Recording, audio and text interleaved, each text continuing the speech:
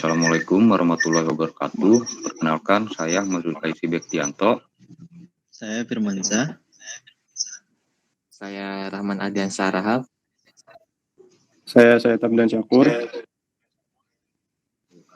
Kami dari kelompok 3 ingin mempresentasikan tentang komponen-komponen OS Linux.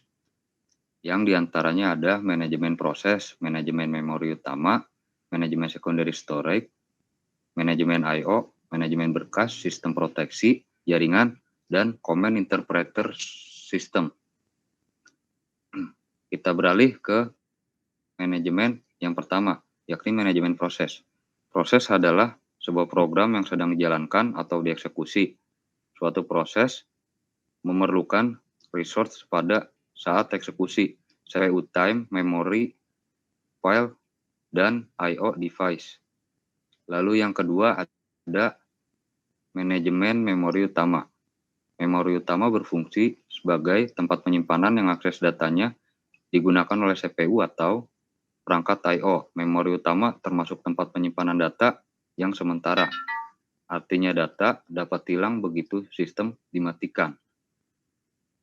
Baik, selanjutnya untuk yang manajemen ketiga, saya persilahkan kepada Saudara Firmansyah.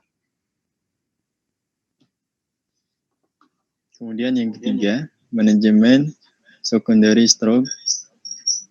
Secondary storage adalah penyimpanan permanen. Kapasitas harus besar untuk penyimpanan semua program dan data. Secondary storage dapat dijadikan backup storage main memory supaya dapat dijalankan banyak program. Umumnya menggunakan magnetic disk atau hard disk. Kemudian yang keempat, di bagian manajemen sistem I/O. Sering disebut device manager, menyediakan device driver yang umum sehingga operasi I/O dapat seragam, membuka, membaca, menulis, menutup. Contoh, pengguna menggunakan operasi yang sama untuk membaca berkas pada hard disk, CD, ROM, dan floppy disk. Kemudian di bagian yang kelima, saya persilakan untuk Saudara Said. Ya, saya akan mempresentasikan yang kelima, yaitu tentang manajemen berkas. Berkas adalah kumpulan informasi yang berhubungan sesuai dengan tujuan pembuat berkas tersebut.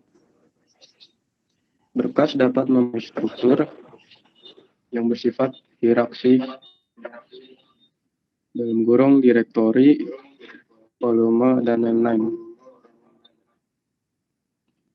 Untuk yang keenam, yaitu sistem proteksi. Proteksi mengacu pada mekanisme untuk mengontrol akses yang dilakukan oleh program, prosesor, atau pengguna sistem sumber daya.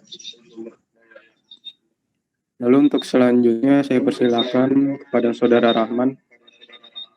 Ya, saya akan memsajikan yang ketujuh adalah jaringan. Tiap prosesor mempunyai memori sendiri.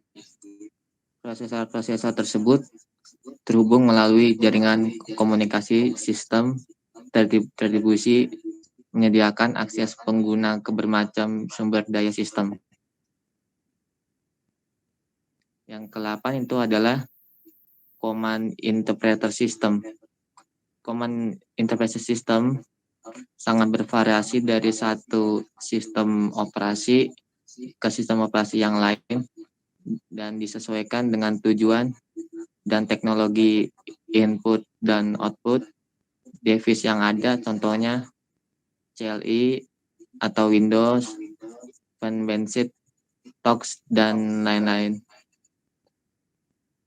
Nah, itulah adalah presentasi teman-teman kita yang ini. Mohon maaf kalau ada kesalahan. Assalamualaikum warahmatullahi wabarakatuh.